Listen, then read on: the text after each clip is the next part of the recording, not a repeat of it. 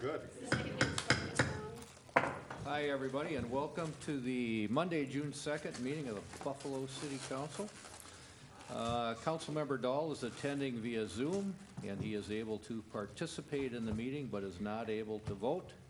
For voting purposes, he will be noted as absent. So with that, we're going to open it up. Open forum. Any citizen can express any needs or concerns they have to the council. And we allocate this time to our non-agenda items only. And then the council can act on the concern or put the item on a future agenda. So is anybody here for open forum?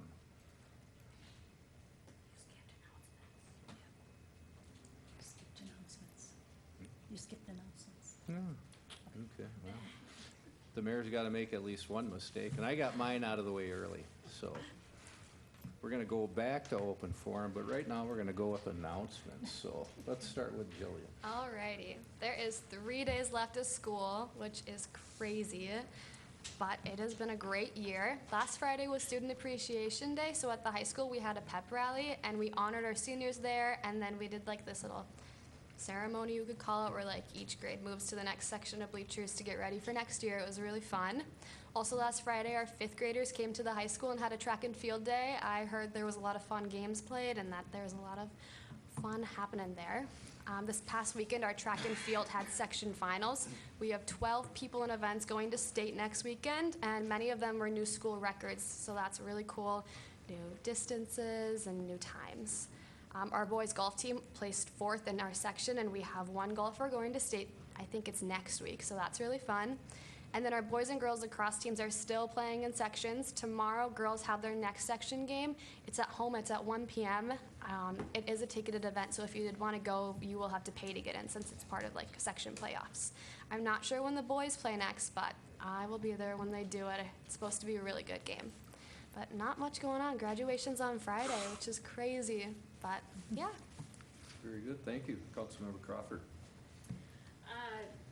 The Friends of the Buffalo Library will be hosting a book sale again this year during the Buffalo Days, and that starts Monday, June 9th and goes through Saturday, June 14th, and they do now accept Venmo payments. And while you're there, remember to sign up for the summer reading program.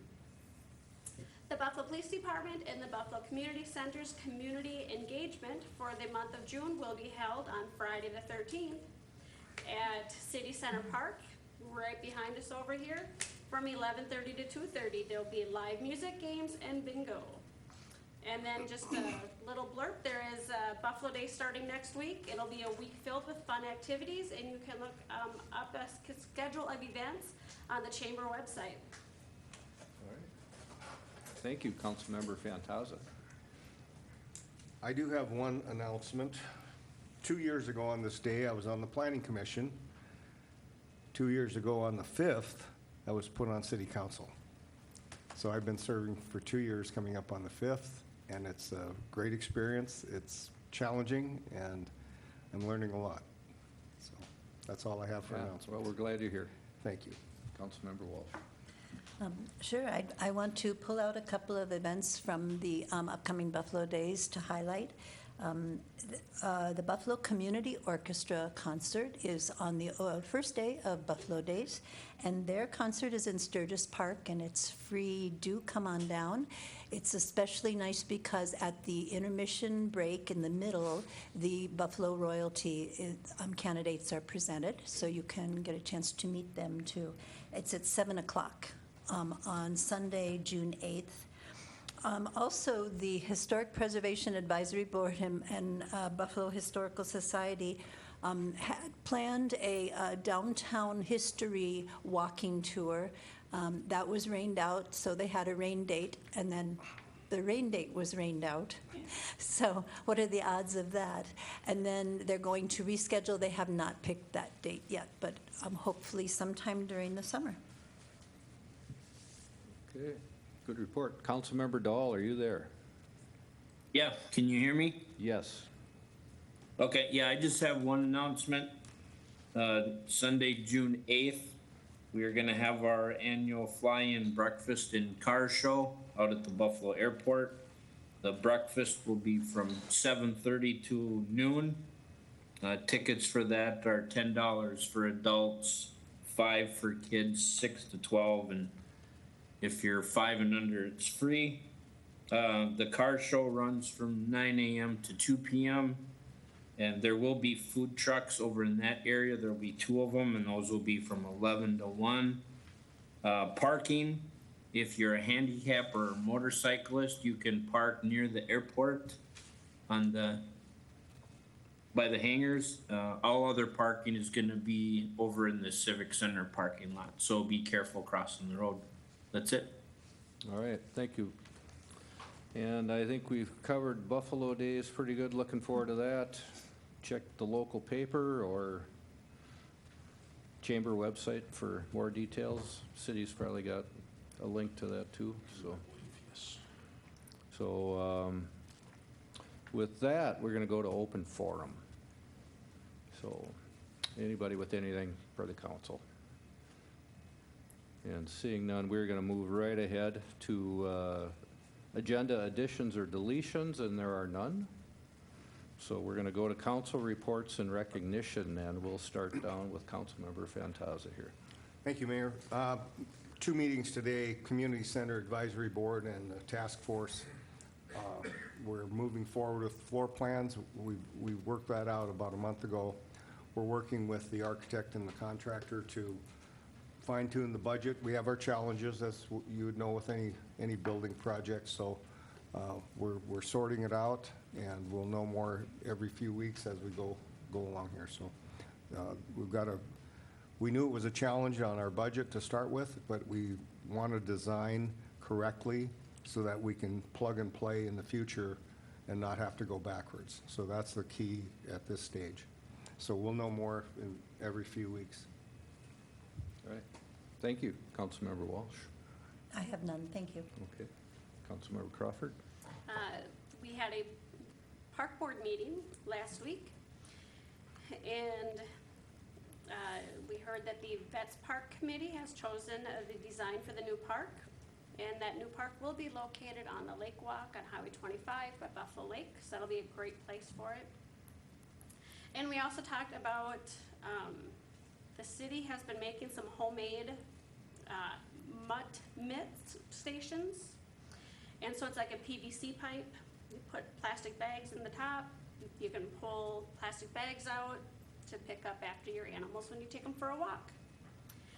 It's being installed in many different areas.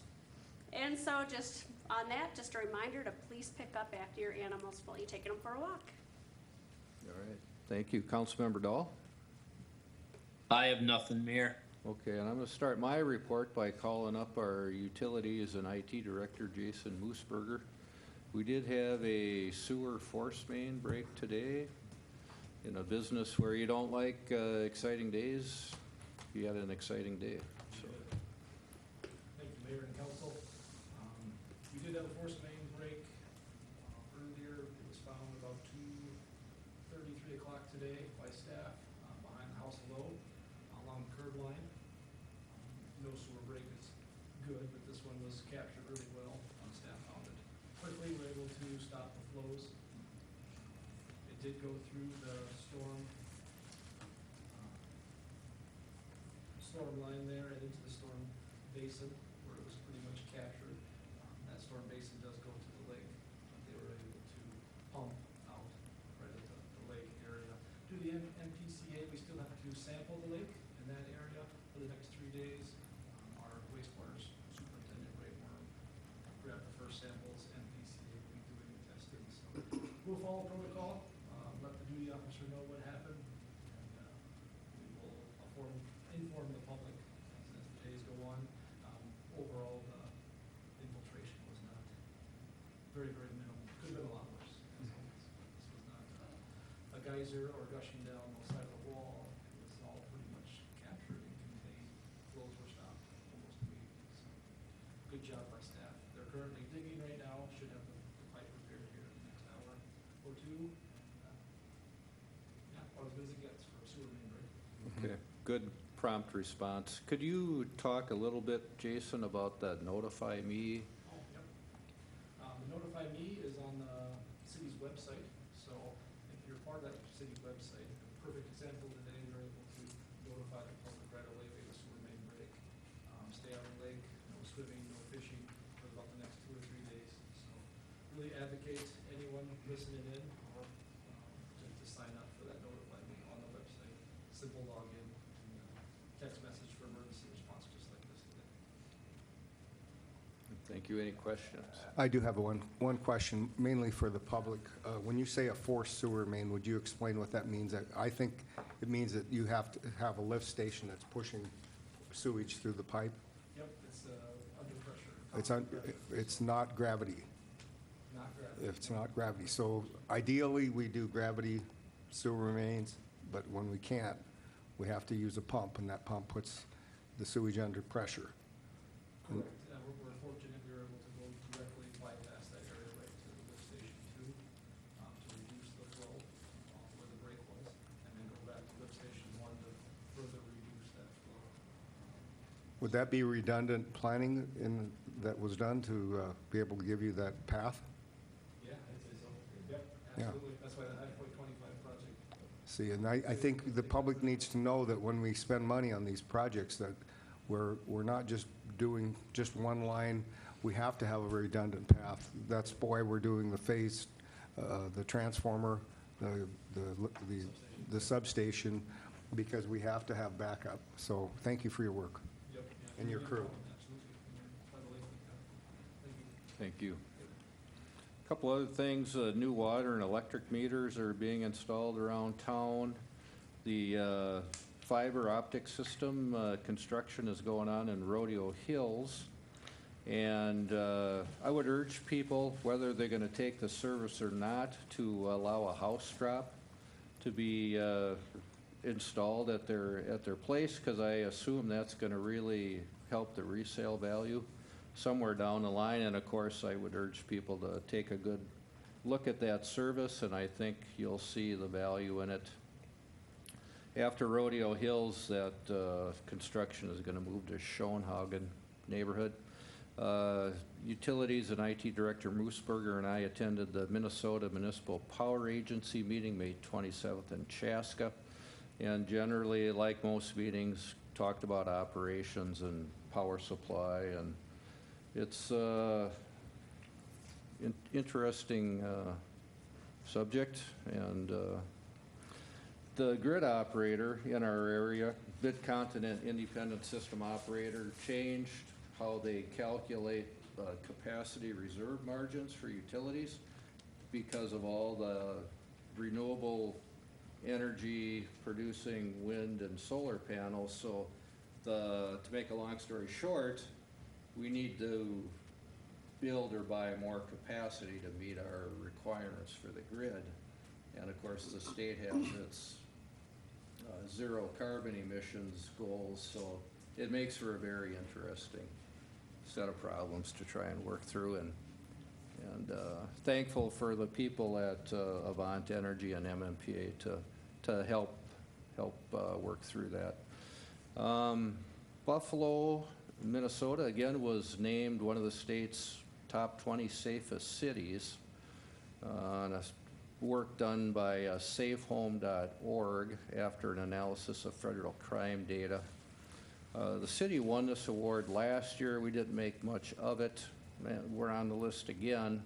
I think it's good to scrutinize, what criteria people use in making these awards, but yet it's something, and I think I wanted to acknowledge our public safety personnel and the people of Buffalo for making this a safe, generally, in comparison, a safe place to live, and we certainly hope to keep it that way.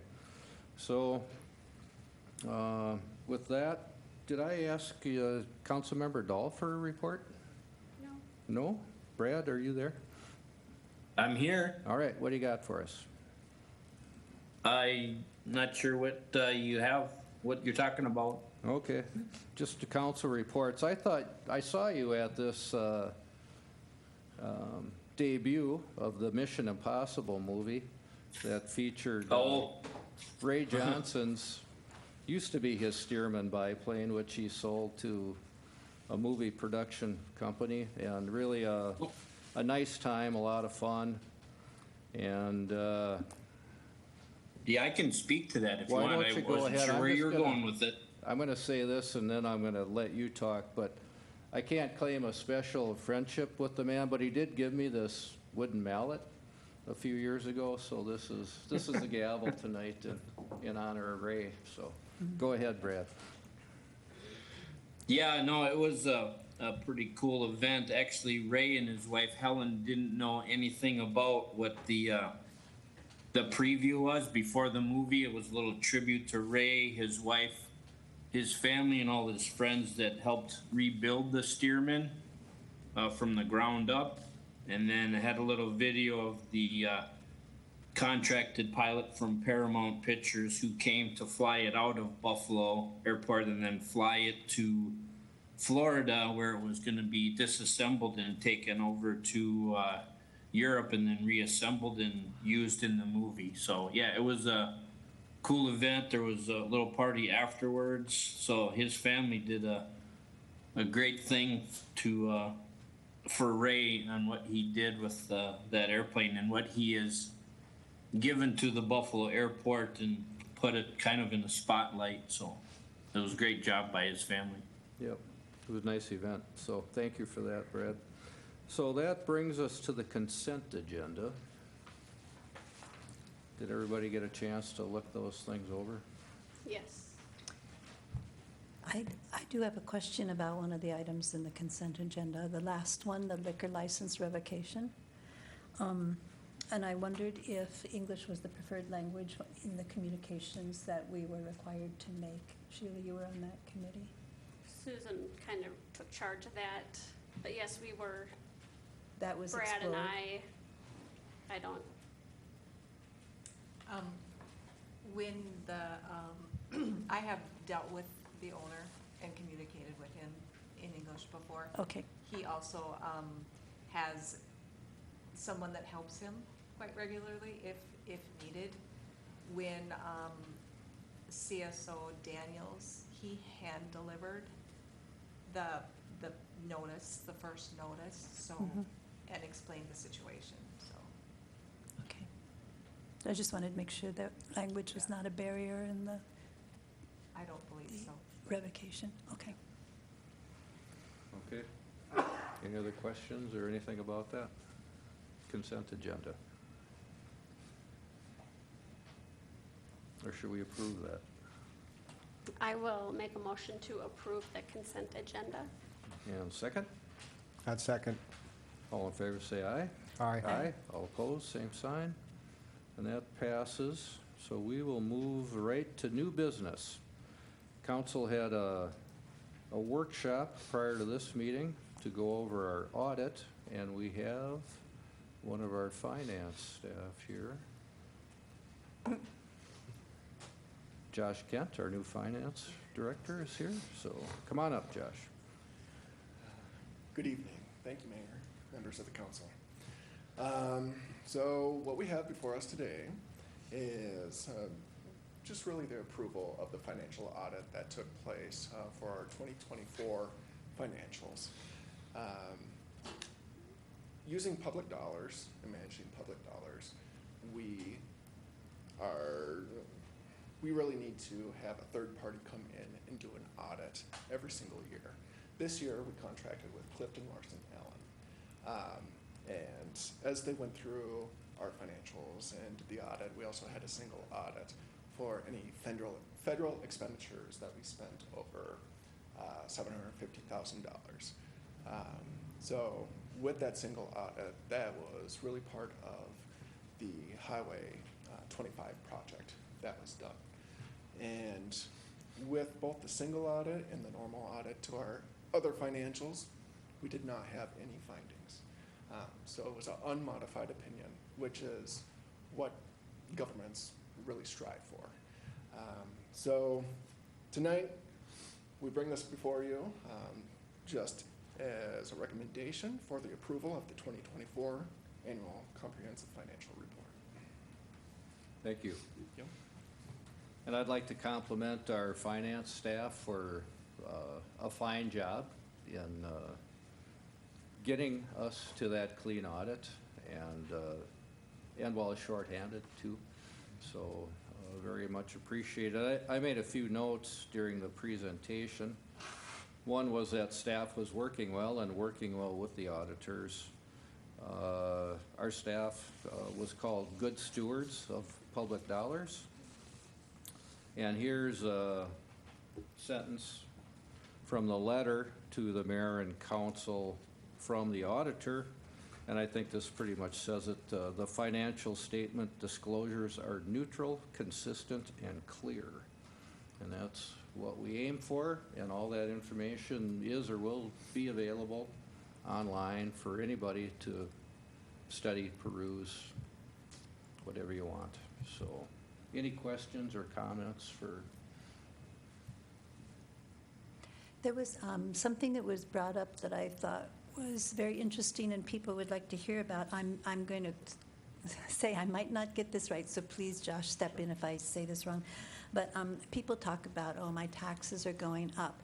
And you had pointed out that taxes being up now are due to the increase in property values, right? And not because our percentage of tax is going up, or in fact, our percentage of tax is going down.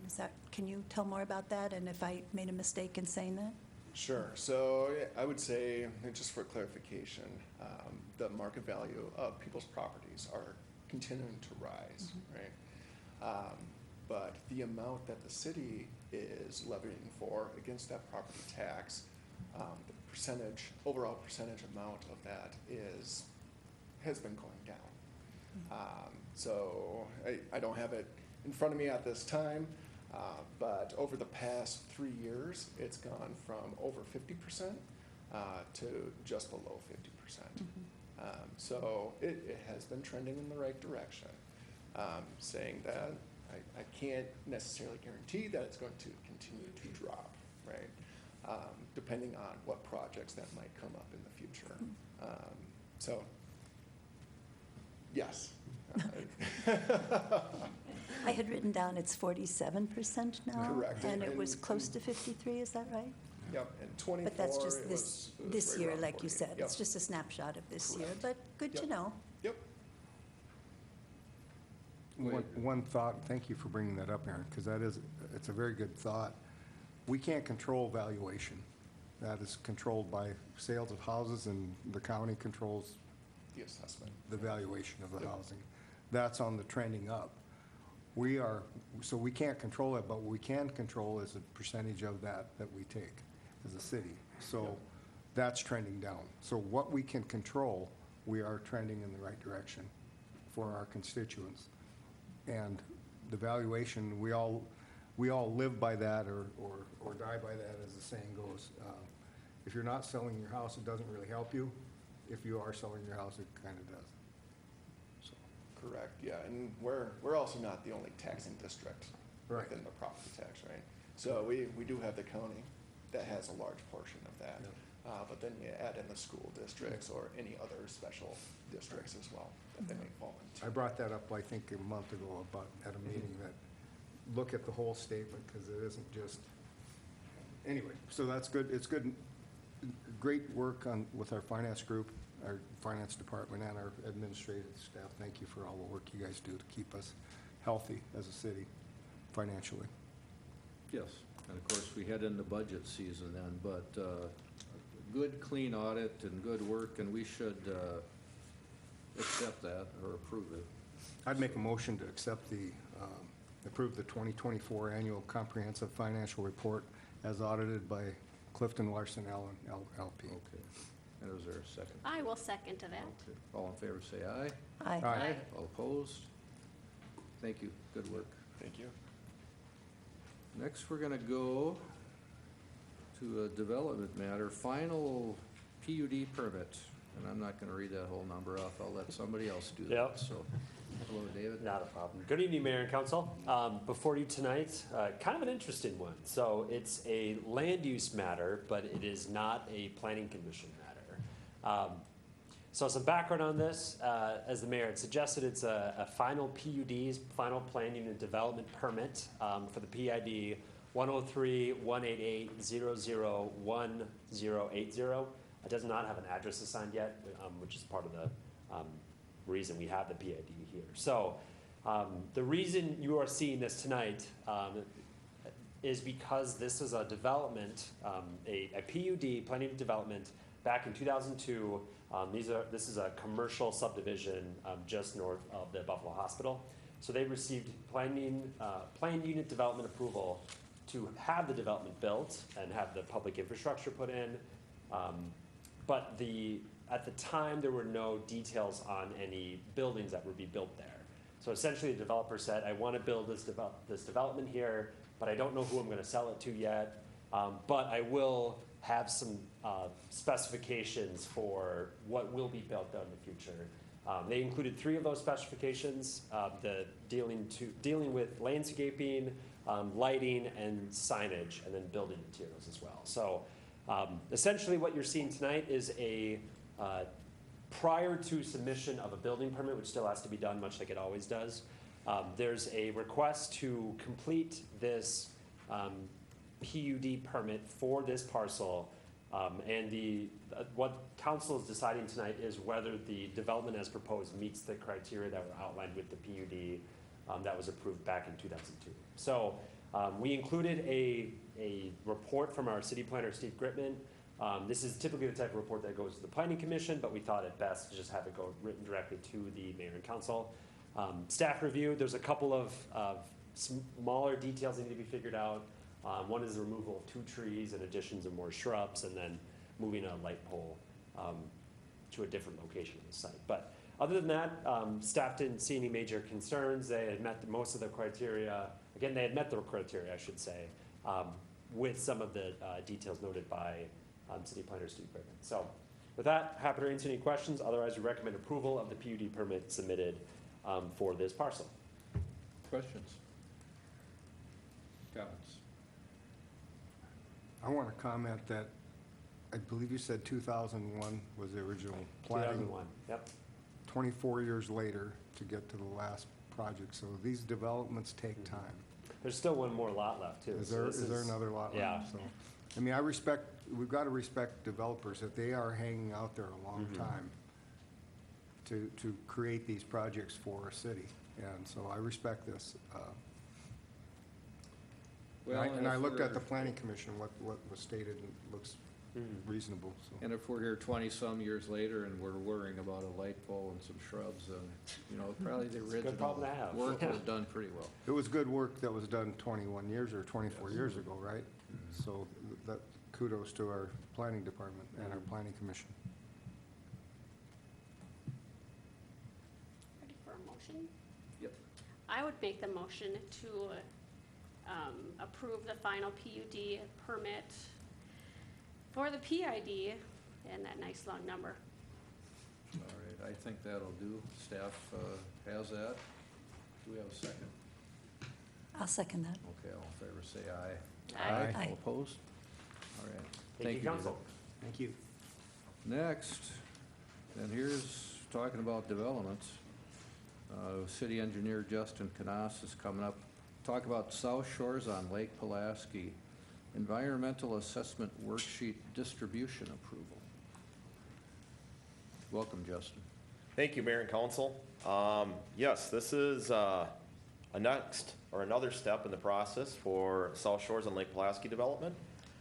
As you recall, we did have a joint Planning Commission Council workshop in January of this year to review the concept plan. The developer has been continuing to move forward with the project since that time. They've made several revisions to their concept plans, been regularly meeting with staff regarding working out the details of the project. And one of the big steps that they've taken is this environmental assessment worksheet. So this is an EAW, environmental assessment worksheet, as a requirement by the state due to the size of the development and being within the shoreland area.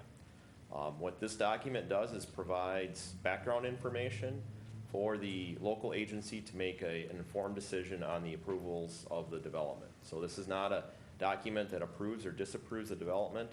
This document is simply meant to inform the decision makers.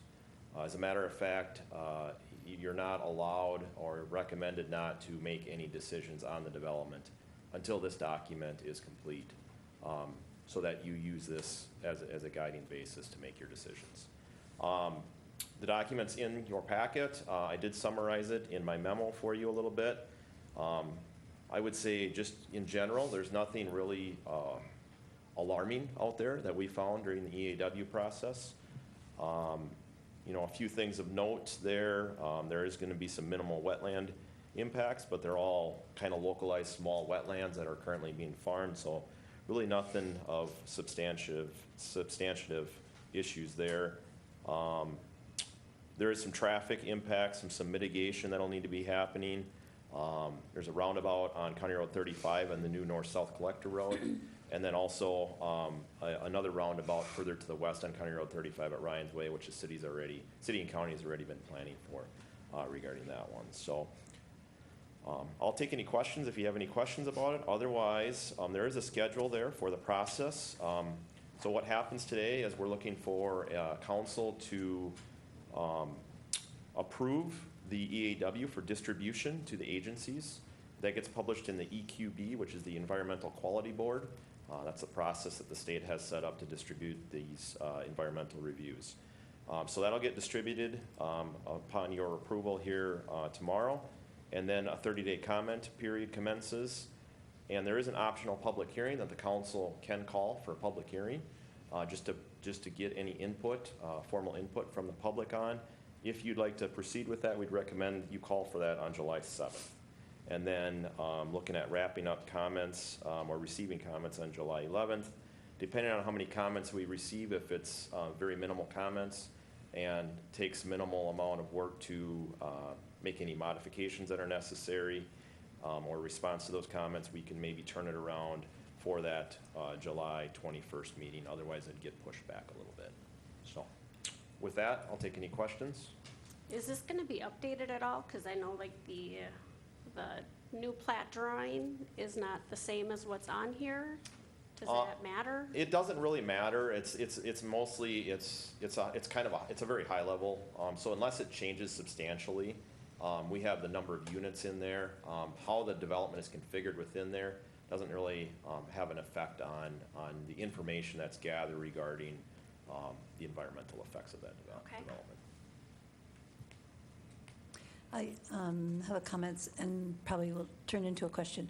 So reading that, the EAW over, it looks like careful attention is given to construction noise and fumes, and I think that's reassuring for the residential areas around this site. I just had a question about, it talks about dust, and it said dust would be visually monitored. Can you explain what does that mean? Yeah, I think that is referring to during the construction process. It's always a requirement of the contractor to provide dust control during the construction process. So we visually monitor that by how much dust is being produced on any given day. It says something about it shows up in stormwater. Is that right? There's some measurement that comes out of stormwater that tells you about that? That seems like it would be after the fact. Yeah, I'm not sure about that. I was just curious. The dust would be visually monitored in the air, and then additional dust control would be provided by the contractor based on when conditions become dusty. As far as stormwater goes, that would be erosion based, so that based on rain and precipitation, and that is monitored, hopefully before it gets to the storm sewer or to the ponds or wetlands. So I'm not familiar with the exact reference you're making there. It doesn't sound right, but. Well, anyway, it was very interesting to read the paper and to see how everything is thought of in there, from possibly endangered species to plant life to the impact on surrounding neighborhoods. I was very impressed with the depth and the length of that worksheet. Yeah, one thing to note is a lot of that area is currently tilled farmland right now. So with the project, they're proposing to obviously increase green space, trees, and then also maintain that 10-acre wetland complex as kind of a nature preserve area in that southwest corner. So that's talked about in the document too, as a way to actually maybe improve some of the plant and wildlife habitat in that area. So. Question for David, when will Planning Commission see this then? I know there are questions about where the parkland is going to be, and I have questions about Yeah. lot sizes too. Yep, great question, Councilmember. So right now, we're expecting, with this 30-day comment period, the end date of July 10th and the final action by council pertaining to the EAW, which is you do what's called a notice of decision, and you just essentially determine whether you need an environmental impact statement. That's what the EAW is set to determine. As Justin mentioned, nothing can happen from the planning side, or really any city approvals until that's done. So the earliest we could have planning commission action would be the August planning commission meeting, at which point they would probably see a preliminary plat, a development stage PUD, and some rezoning, all at the time. So that the earliest we would see anything from council side would be the second August meeting. But that is also assuming that everything that's presented to the planning commission is ready to go and buttoned up. So one thing we talked about today was that we had a meeting this morning with the developers. There is a timeline that we have presented to the developers. It's pretty aggressive. So it would essentially mean that everything's happening just right. And if that's the case, then that would be by October. We think they could have all the approvals in place. But that is assuming no comments from the EAW, no substantial comments from the planning commission, all of that. So long answer to your question, but the August meeting would be the first time it's seen.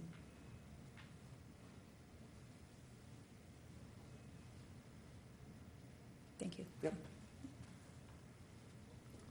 And that EAW is included in the packet council got, so anybody who wants to look at that and read it over can go on the city website and click on the agenda, and it's all there. And I spent more time looking at the traffic stuff, so I think anybody interested or concerned about, the traffic, future traffic patterns and volumes in that area should look at that and let us know what you think. So any sense on the public hearing? Is it just a good idea to just set one and plan on it? Staff would recommend the council sets a Okay. public hearing, just to, Has there as been, robust of a process this has been, it's good to allow that opportunity on the EAW. and I agree with you, has there been any other public input on what's been put out in the paper? I mean, this was on the front page of the paper a few weeks ago, right? Yeah, so not too much. I mean, we hear from some neighbors in the area just asking for timelines. Okay. I've actually gotten a couple emails asking for when will these homes be built as I'm trying to buy my first home, which is good. We Yeah, want people right, to buy these lots. So nothing too substantial. Once the public notices go out for the first planning commission action, I'm certain we'll hear a lot more because there'll be notices in the mail. But yeah, nothing major thus far. Okay. So. And this is a 5-year process, 5 to 6 year process to this To construction? build out the development, probably longer than that. The developers would like to try to build a lot of this in a pretty short time frame. And part of the reason they've cited is there's that housing study that was completed that kind of proves to them the reason why. They're trying to attack a lot of different market segments at the same time because there's demand for all of those. So it'll probably be at least a 7-year build out, if not more. Now, I think there's certain aspects that could be done fairly quickly. There's a couple of apartments that are proposed. Those could come up in a year or two. And at the same time, there could also be a number of townhomes that a builder that they've suggested to us that the builder's pretty eager to get their next project lined up. So it'll be a long time for sure until it's fully built out. I'm gonna ask a question about the gas pump, the chain link fence around that. Will that be required to be fenced in with like a fence? The natural gas? Natural gas, yes. On the south corner, that's where the apartments Yeah. potentially designed. Is that something that the planning commission would recommend? I would say that we haven't had specific discussions about that yet. Certainly, the state and the regulatory agencies that regulate that, that gas facility would be the first stop that we'd make sure that those are at a minimum being met. Okay. beyond that, I guess we don't have any additional requirements at this point. As a city engineer, you'd be involved in those discussions, is that correct? Yeah, yep. We would make sure that, probably have contact. They would obviously get notified as a property owner during the process as well, so they'd have an opportunity to voice any concerns that they have from their perspective. Obviously, they're concerned about safety of their own facilities. So they'd have an opportunity to discuss that with us, yes. That's where my comment is coming from, is safety. If you put an apartment with a bunch of young kids, want to climb a chain link fence and go see what's inside. I mean, I would have done it when I was a little kid. The other thing though, in the winter time, when it gets really, really cold though, you go past there and you can smell that additive that's put in the gas pretty strongly. Very good. Yeah. Okay, well, this is a hoop, but a big one, so. There's a lot of money that goes into these. As you know, the detail of these reports, this is not a cheap endeavor It was an eye-opener. that the developers go through. that. So I'm going to make a motion if you're ready for one, I am. Mayor. I'd recommend, or I would make a motion that we approve the submission of the environmental assessment worksheet to the EQB and the required distribution list for the 30-day public review. You want that as one motion and then the other one for the... You could make it as one, and In addition to that, I would like that there be a public hearing, as staff recommends, calling for that public hearing on July 7th, 2025. Very good. Do we have a second? I'll second that. All in favor, say aye. Aye. All opposed, same sign. And that passes. Thank you, Justin. Thank you. Okay, acceptance of library board resignation and initiation of appointment process. Administrator Gronau. all right, thank you, Mayor and Council. We had a resignation on our library board. Ms. Shari Heinze had resigned and her resignation letter is attached. Just wanted to express our appreciation for her service and contributions to that board. But that term for the appointment expires on December 31st, 2027. If you recall, we did have a resignation from the Heritage Preservation Advisory Board at the last meeting. So our staff's intention is to advertise both of those vacancies for filling, and then bring forward recommendations to the council for those appointments. I remember last time we did one of these appointments, the council did request that at least the appointee, the council representative to those boards, has some review or part in that decision. So we would be involving Member Crawford and then in the library for the library vacancy. So we'd open those applications up. Folks could submit applications through our website, go through the traditional process, and hope to have a recommendation to the council for appointment at the July 7th meeting. Okay, so this is all fine. I just want to go over the process a little bit again. So just so there's a couple council eyes on the appointments. So could you reiterate that part again? Correct. So what we do is we would open up applications tomorrow. Looking at the calendar, we probably have them due by, I think it's Tuesday, June 24th. That will give us enough time to review them, take a look at them. We'll have each respective council member that are the representatives to those respective boards will also be involved in that process. So for the library board, it would be Councilmember Crawford, and for the Heritage Preservation Advisory Board, it would be Councilmember Walsh. We ask for your review and just input on those before a recommendation is made to the City Council at the July 7th meeting. Okay. And those appointments, if made, would just be made to fill the remainder of those terms, those respective terms. Okay. Everybody good with that? Yes, I think we're am. kind of developing that as we go along, but that's fine. I think, it seems to work, so. Mayor, I just had one question. We had a resignation, I believe, on the community center board, and then that was filled with somebody who had applied last November, I believe, or whenever we do the applications for filling board. And we went back to some people and brought them forward and actually put them on the community advisory board. Yep. Will we be doing that, or are we just going to start from scratch? If I recall, and I will be in contact if there are any, but if I recall, there weren't enough applicants this last time around, all the applicants that were, applications that were submitted were appointed. Okay. So there weren't any additional appointees, but I'll look, be sure to look at that. Thank you. And if there were people who were not appointed at that particular moment, I'll reach out to them and let them know to resubmit their application. Very good. Okay.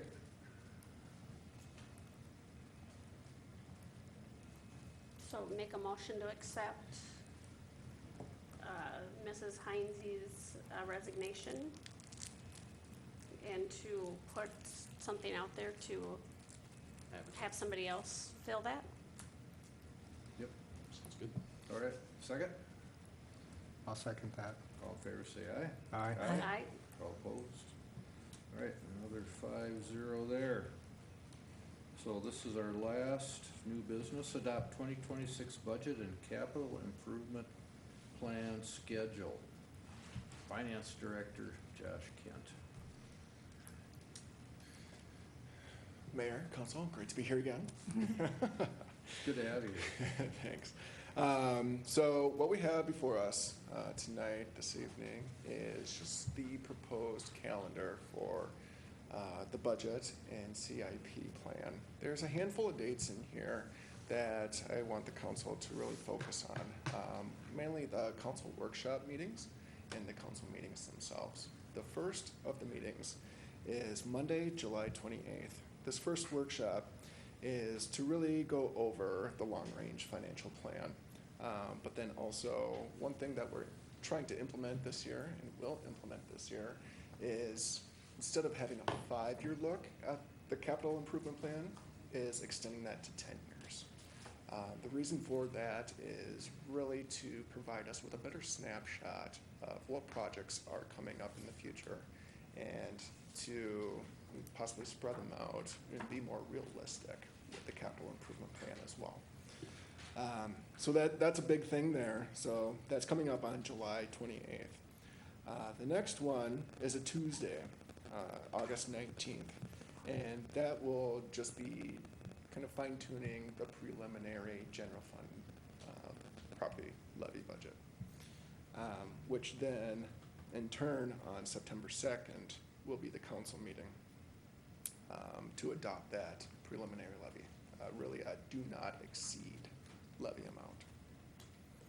From there, we can still adjust the levy amount. We can go down, we can keep it the same, but we just cannot go above that amount.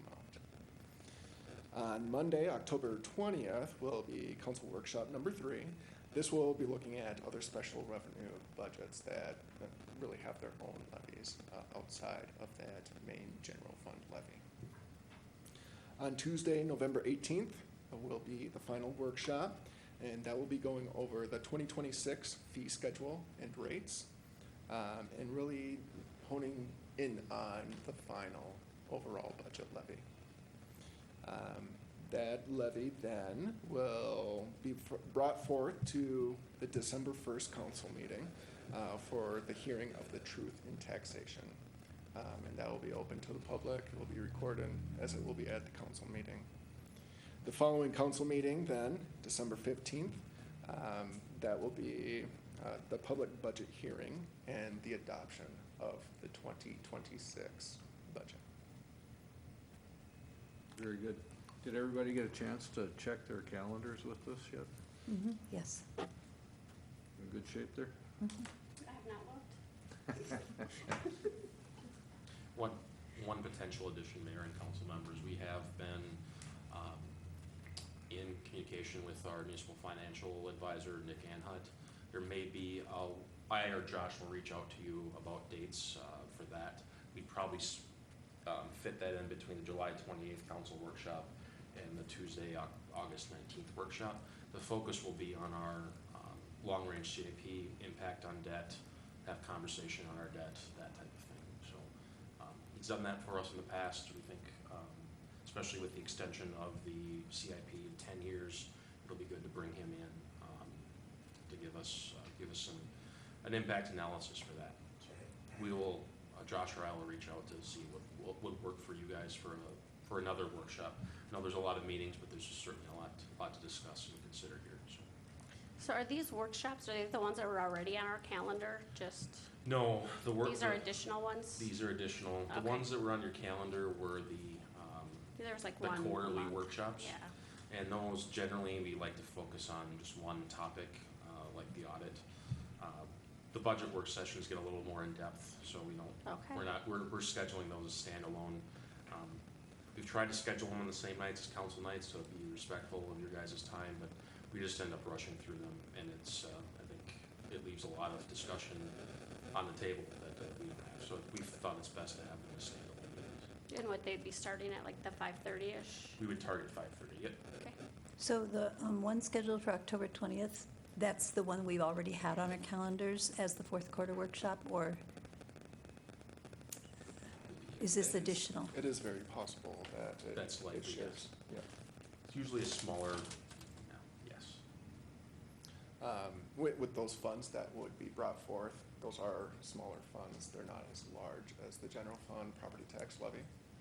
So it, We just folded into the same? correct. Okay, It thank you. shouldn't take up the whole time. Okay. But if you recommend breaking it out, we can have its own meeting. We can set a different date. I think I'm cool with it. That's not a very governmental phrase. Can you follow up with an email with these dates? Yes, once this is approved, we'll send this out. We'll also post it on the website, so everybody knows when our target dates are. Very good. Okay. Are these workshops open to the public? Absolutely. Okay. So people don't think we're behind closed doors? Yeah. Just wanted to get that out there. They're Mayor. always open. So, it'll be scintillating discussion. These are probably the most important meetings we'll have, is these budget meetings, so. Thanks for setting the time aside to give them their due, so. Should we adopt that schedule? I think we need a motion. Oh, I had a question. We're going to a 10-year outlook. Is this a new way that cities are doing, or is this a personal choice of yours that you recommend? So some cities do 5 years, which City of Buffalo has been doing. Some cities do 10, 15, and even 20. Being fresh to the position and here at the City of Buffalo, I didn't want to bite off too much, right? So if we see that the 10-year is working, and as of right now, departments have very good feedback with that, and they're willing to go to 10 years, it's possible in the future that we would extend it even further to either 15 or 20 years as well.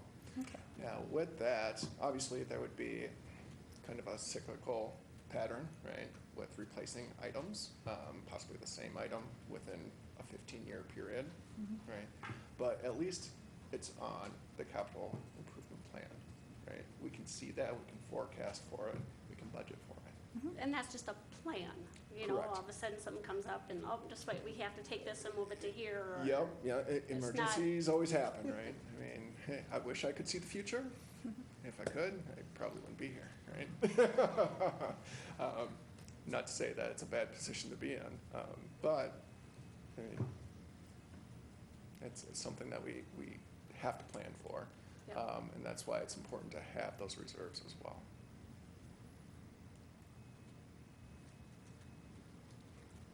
I'd make a motion that the proposed workshop dates are acceptable and to approve the 2026 budget and capital improvement plan schedule as posted.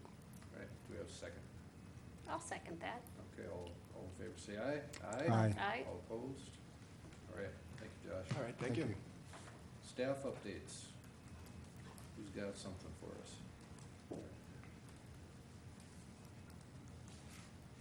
Nobody's rushing up, so Jason I guess is. everybody's super busy.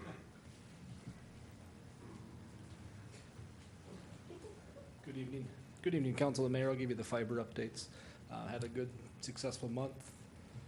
Finance just gave me a report. We put in 52 new customers, new billing customers this month. With that, Phase 2 is also we're over the 457 mark. So we've reached 450 on pre-commits and signups for Phase 2. Rodeo Hills was well over 50%. Subscriber rate uptick, so that'll be nice to see. We're canvassing Schonhagen right now, the Schonhagen area. Sent out construction letters. That's where the next node is for TD&I's construction, so we feel that they'll have an uptick in the Schonhagen area as well. So within those, we had about 9 or 10 commercial installs. So commercial installs are more revenue generating. They have a service level agreement, direct fiber connection. So those are important to keep growing as well. They're a little slower, but we're finding a lot of connections with our industrial small business customers. Any questions? Do you have a total that are signed up now then? Is it the 457 for residential? That's the total, or is that add in the 52 and the? Yep, yeah, there's a lot of numbers. So for Phase 2, 457 is pre-commits and drop authorizations. We are getting more drop authorizations, no service sign up, but we're still over 70% pre-commit. So it's a good number to be in. Rodeo Hills, we really pushed hard just to get the drops in, so we don't have to go back and put drops in later. Now we can sign. If Dan Amundsen was here, he'd say 30 to 40% of those homes will sign up for service just because we offer the first month's free while the contractor's there too. So, good question. I think of a tagline for our fiber, but maybe it's even for our city, is control our own destiny. And it's just like with the sewer line that broke. The department was able to control their destiny because they had a path to keep sewer going while they fixed the line. You're putting in lines for future, for people, but I think for the citizens of Buffalo is to think of fiber as controlling their own destiny. They're paying money within the community for the community, and it's coming back to help with their tax and all that, and it becomes another enterprise fund once we get that cash flow going. Mm-hmm. And that when we're working on that, and I really commend your department and everybody within the city that's doing work to get this out there. I mean, it'd be great to have a party when we hit 1,000, because we know we're moving in the right direction, but at 457, that's in the last 6 months, that's a lot. So keep going. Thank you. It's encouraging. Maybe at 2,000. We'll have 2,000, Well, I thought we were cash flowing at 1,400. So maybe 1,500. 1,500. Yeah, Okay. we'll talk You know, We'll have I'll a just party put then. it out there that I just got my charter bill lowered, and it's still like $15 more than the better service that the city of Buffalo offers. I appreciate that. Very encouraging. Thank you, Jason. Yep. And just to comment on Councilman Fantazza's, it's not just our department, it's the whole city's really embracing this, so I appreciate everyone's effort, so. No, I meant that. Yep, Thank you. Yep, thank you. For pointing that out. Okay. Oh, since we're still Come on, haven't reached Adam. 8 o'clock yet. Hey, Mayor and Council, thanks for having me here. Not quite 8 o'clock, so I'll chime in with something. I offer virtual new community center tours at our current location. The next one is June 4th. That's Wednesday this upcoming week at 2 p.m. So come on into our current location. I'll have some 3D images, some information on the screen, give a virtual tour to anybody who's interested, has questions or comments. The next one will be June 24th at 10 a.m. And if you're out there saying, well, I work during the day, come on in any Monday. We are open until 8 p.m. any Monday. Maddie's there right now for one more minute. But any other Monday, she would be happy to answer any questions or take any feedback that the city of Buffalo residents have. Right. That's all. Thank you, Adam. Adam, I do have a quick question. I don't know that all the council members have seen the latest imagery. No, probably not. I think that would be a good idea. Okay.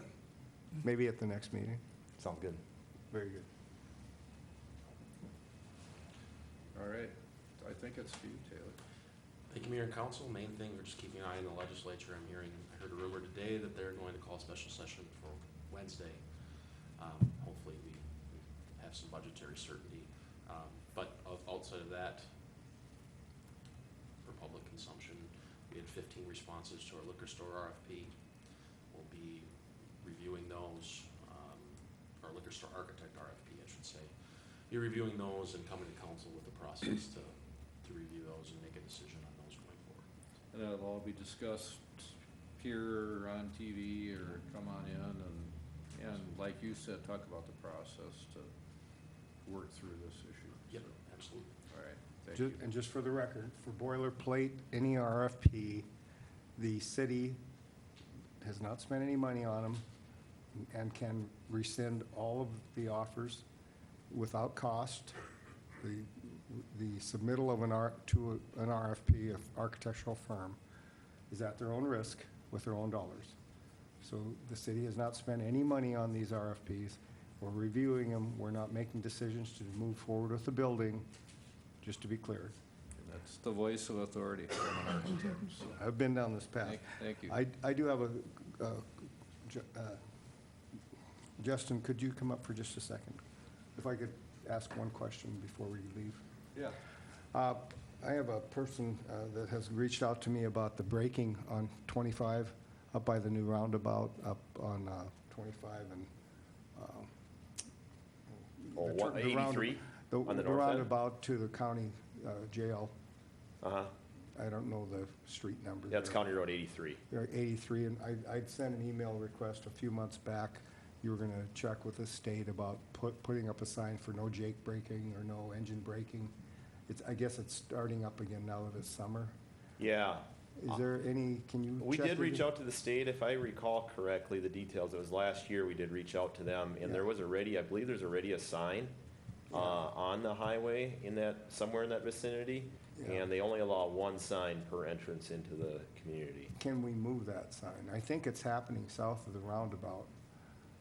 And I don't know where that sign is located. I'm gonna go look at it. Okay. I'll reach out to you. We can engage that email, and I can pull that up and Well, Look at those you details. seem to have a good working relationship with the state, and the case in point is at the veterinary clinic north of Chipotle, where you're getting the turn lane there, which protects people from turning, from somebody rear-ending them when they're turning into the veterinary clinic. So I appreciate that your work with that, with the state. If we could just look at this, I'd appreciate it. we can do that. Thank you. Thank you, Justin. So with that, unless somebody else jumps up, we're going to adjourn until June 16th, I believe, regular meeting.